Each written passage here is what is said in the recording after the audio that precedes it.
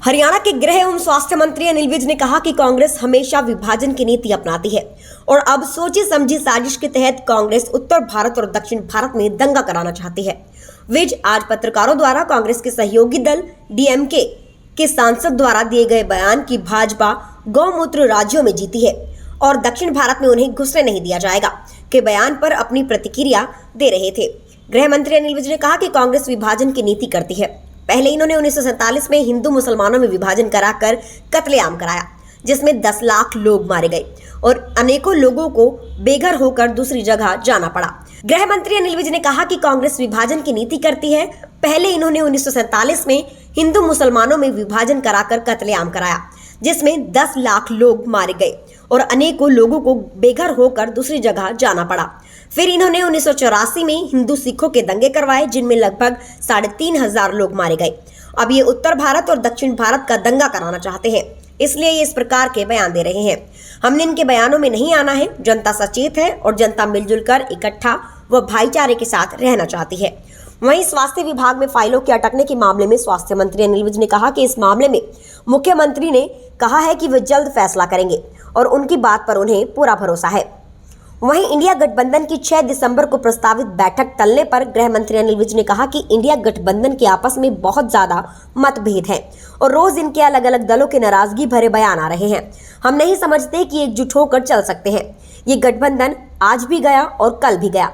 गृह मंत्री अनिल विज ने करनी सेना के राष्ट्रीय अध्यक्ष की हत्या मामले में प्रतिक्रिया देते हुए कहा कि ये गंभीर मामला है और राजस्थान में सरकार बन रही है। सरकार ने अपना एजेंडा बिल्कुल स्पष्ट कर दिया है कि वे किसी प्रकार की गुंडागर्दी राजस्थान में होने नहीं देंगे। यकीनी तौर पर इस मामले में सख्त कार्रवाई होगी। दीपेंद्र हुड्डा के बयान कि हरियाणा में अपराध बढ़ रहा है, जिस पर गृह मंत्री अनिल विज ने कहा कि इनके पास कहां से खबरें आती हैं ये पता नहीं। प्रदेश में हत्या मामले में कमी आई है, हालांकि छोटे मोटे केस बढ़े हैं क्योंकि हरियाणा में हर केस की एफआईआर दर्ज हो रही है। लगभग 100 एफआईआर वे रोज दर्ज हो रही हैं।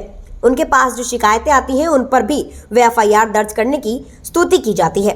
पहले एफआईआर दर्ज कराने के लिए लोगों को भागदौड़ करनी पड़ती थी और उनके जूते तक घिस जाते थे।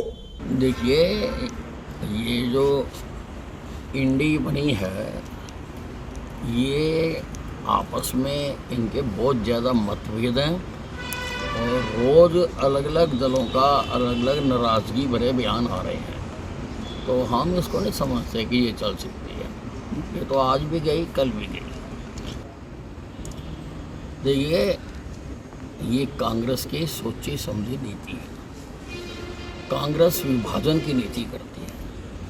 पहले इन्होंने 1947 में हिंदू और मुसलमानों में विभाजन करवाया, कत्लेआम करवाया, 10 लाख लोग मरे और अनेकों अपने घरों को छोड़कर उनको दूसरी जगह जाना पड़ा।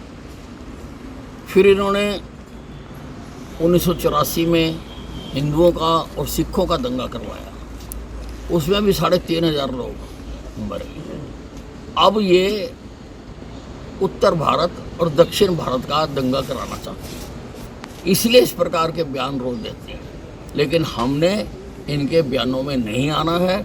जनता सचेत है, जनता मिलजुल कर रहना चाहती है, जनता इकट्ठी रहना चाहती है, जनता भाईचारे से रहना चाहती है, जनता प्यार और मोहब्बत से रहना चाहती है। नहीं, वो बहुत गंभीर मामला है और उसका अब की सरकार बन रही है और जो सरकार है उसने अपना जो एजेंडा है बिल्कुल स्पष्ट कर दिया है कि किसी प्रकार की गुंडागर्दी हम वहाँ पर राजस्थान में होने नहीं देंगे। तो यकीनी तौर पर उनके खिलाफ सख्त कार्रवाई होगी। अब दीपेंद्र हुड्डा को या दीपेंद्र हुड्डा को कहाँ से खबरें आती हैं, कौन इनको बताता, हमें तो मालूम नहीं। हरियाणा में कत्ल के केसेस में कमी आई है, बाकी छोटे मोटे केसेस बढ़े हैं क्योंकि हरियाणा में हर केस की एफआईआर दर्ज हो रही है। लगभग 100 एफआईआर तो मैं रोज़ दर्ज करवा देता हूँ लोगों की शिकायतें सुनने के बाद। दूसरे प्रदेशों में तो एफआईआर दर्ज कराने के लिए चप्पलें घस जाती हैं, दूसरा जोड़ा लाना पड़ता है, एक घस जाता है फिर दूसरा लाना पड़ता है।